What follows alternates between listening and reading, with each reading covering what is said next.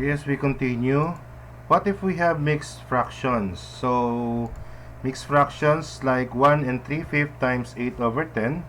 So, if we are going to multiply or divide fractions, we need to simplify. So, we're going to change mixed fractions. You should always change it to improper fraction before any cancellation. So, in this case, if we have 1 and 3/5, this is our mixed fraction. We need to multiply the denominator by the whole number and add the numerator. 5 times 1 plus 3. 5 times 1 plus 3. So it is 5 times 1 is 5 plus 3 is 8. So that would be our improper. So 8 over 5. So 8 over 5 times 8 over 10. Then we could proceed now to our cancellation. So what we can cancel 8 over 10. So we could use the GCF 2. So 8 divided by 2 is 4 and 10 divided by 2 is 5. So let's check. 8, 5, wala. 8, 5, 4, 5, 4, 5, wala. So we need to multiply now the remaining numbers. 8 times 4. So 8 times 4 and 5 times 5. So 8 times 4 is, yes, 32 over 5 times 5, 25.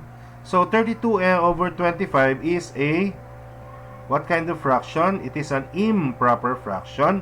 Ngayon, to simplify them, we need to try to change them to mix. So how could we change that into mix? So 32 over 25, we could use division. So, since mas malaki ang 32, ang nasa taas ang 32, di-divide natin sa 25. So, 32 divided by 25, how many 25 goes into 32? Ilang 25 ang makukuha sa 32? Isa, which is 25. And then, subtract yung remainder. 32 minus 25 is, yes, 7. So, our final answer here would be 1 and 7 over 25.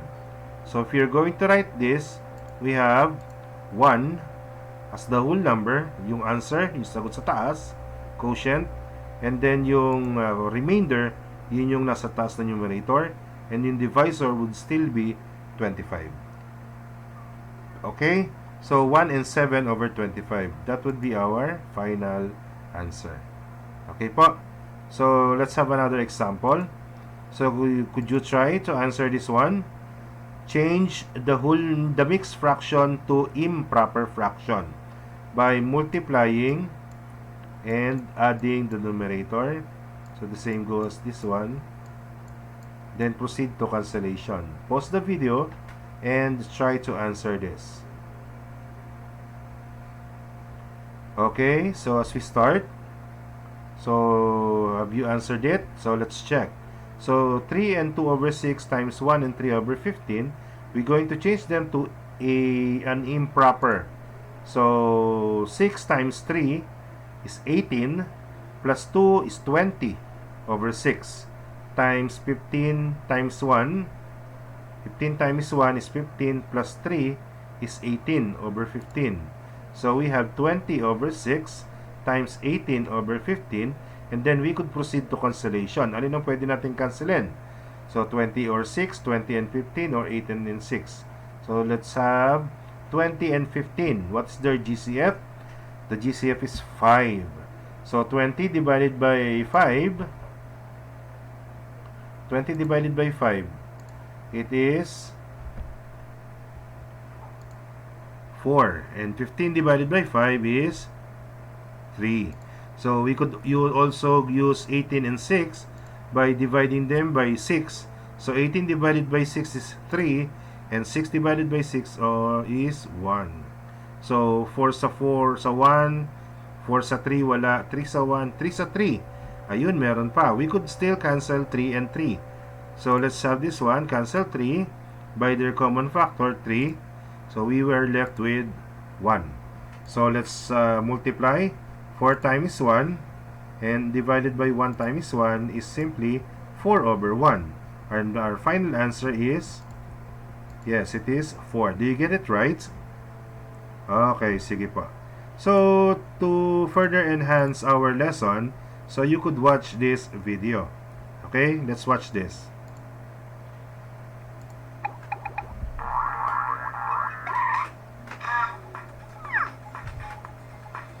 You've probably noticed that we've been talking an awful lot about fractions around here lately.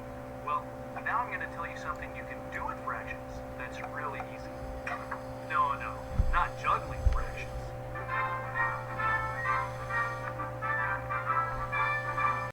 Although that is pretty easy, for me. I'm talking about something even easier than that.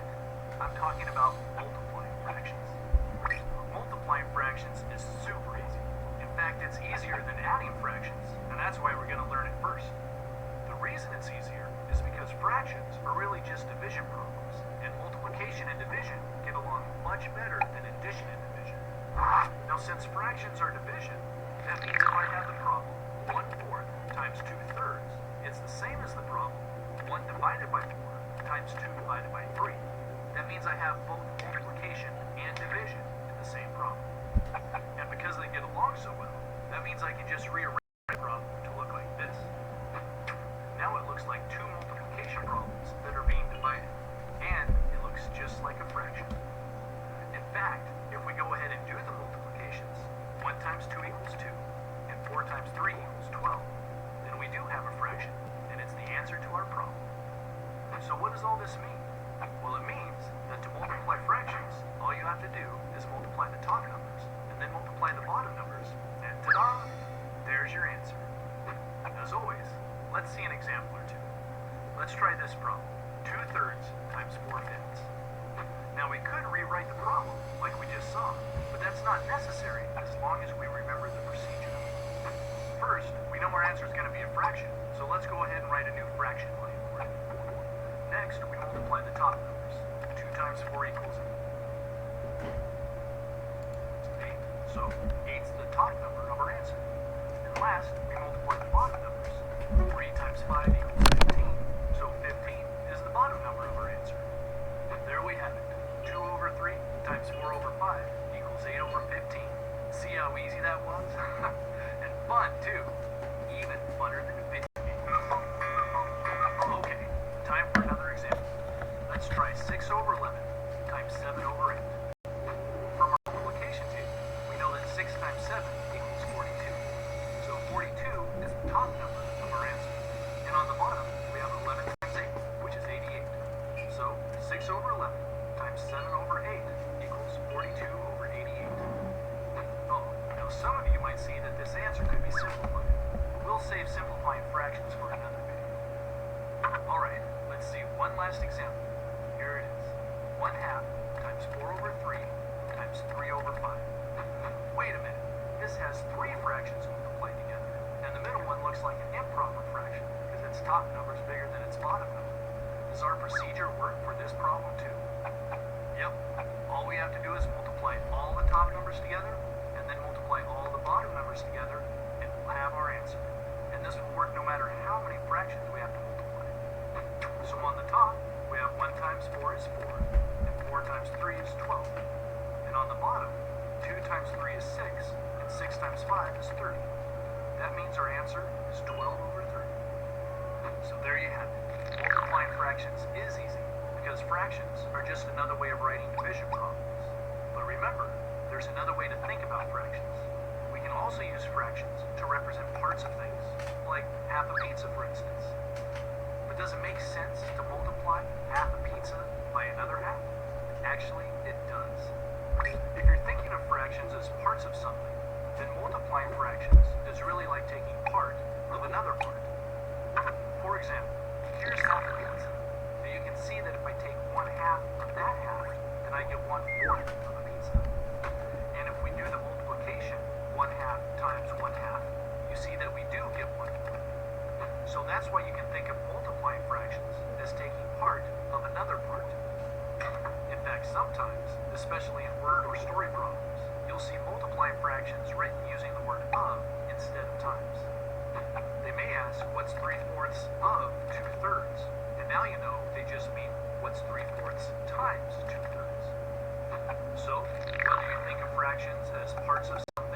Whereas division problems, the procedure for doing the multiplication is exactly the same. Let's do a quick review of what we learned. Multiplying fractions is even easier than adding fractions. It's easy because order of operations says that we can do the multiplication before the division. The procedure for multiplying fractions is to multiply the top numbers to get the answer's top number, and multiply the bottom numbers to get the answer's bottom number.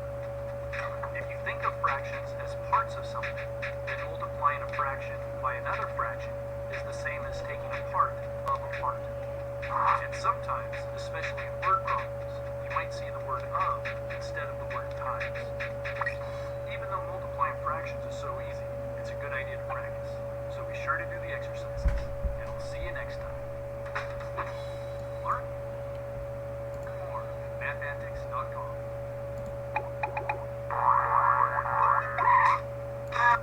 Okay, so that's it for our video lesson. So let's have your book activity. So for your book activity, answer page 153A. So in 153A, so you could multiply the following and match its products. So here are the given. So nakikita niyo po yan, yung tatlong column is in your book on page 153A. Okay, so 9 times 4 over 27, you're going to multiply this one. So let's answer number 1. So, and you're going to look for the answers here on the middle part. And then, what is its equivalent on this right side? So example, 9 times 4 over 27. So if you're going to multiply them, so since it is multiplication, we could use cancellation or thorough multiplication. 9 times 4 divided by 27. So we could use cancellation para mas madali. 9 and 27 could be cancelled by 9. So this is 1. 27 by 9 would be 3. So the final answer would be 4 over 3. Di po ba? 1 times 4 is 4. 1 times 3 is 3. So 4 over 3. Nasaan po ba yon? So ayun yung 4 over 3. So we could use by connecting line. So kung-connect natin siya ng isang line. And then 4 over 3. Ano equivalent ng 4 over 3 dito sa side na to, sa right side? So 4 over 3, if you simplify 4 over 3, it is divide 4 sa 3. Ilang 3 sa 4? Isa. Then ilan ang remainder? Isa. Divided by the denominator 3. So it is 1 and 1/3. Yan po yung equivalent niya dyan. Okay po? So try to answer number 2, 3, 4, 5, 6 and try to get a picture of your work and send it through my messenger. Okay po? So that's it. So let's check for your module. For your module 5, second quarter module 2, topic multiplication of fraction. You're going to recite the multiplication table of numbers 8 and 9 in front of your parents or guardians and list the numbers that you have recited below. Okay, with the proper heading. Okay po. So then you could watch the video and answer the following guide questions and or look at your book on page 149 and 153. Okay, and in sorting out task 3, you could answer page 154, letter B, 1 to 6 of your math book. Use cancellation method to multiply the following fractions and mix numbers by simplify the final answer. Okay po, and letter B, matching the column, answer this one and then try to look for the answers on the column B. Okay, write the letter only on this space provided. And you could use this part as your sketch pad or kung saan kayo pwede gumawa ng inyong sagot, ng sulat. And here, you could answer this one, writing your solutions here and writing your final answer on the space. Okay po, and in letter B, try to answer the word problem. So, read and analyze yung word na off. So, try to understand and analyze the problem. What is asked, given, solution, and your final answer. Okay? And in reflecting and acting, try to Think back your learning and try to recall some of the things you said during that time and what you're thinking about this. So dito po sa balloon, so this speech balloon ay yung what you said and this is what you think, yung sa thought balloon. Okay po, so this is the end of your module 2 and God bless and see you in the next module. Bye.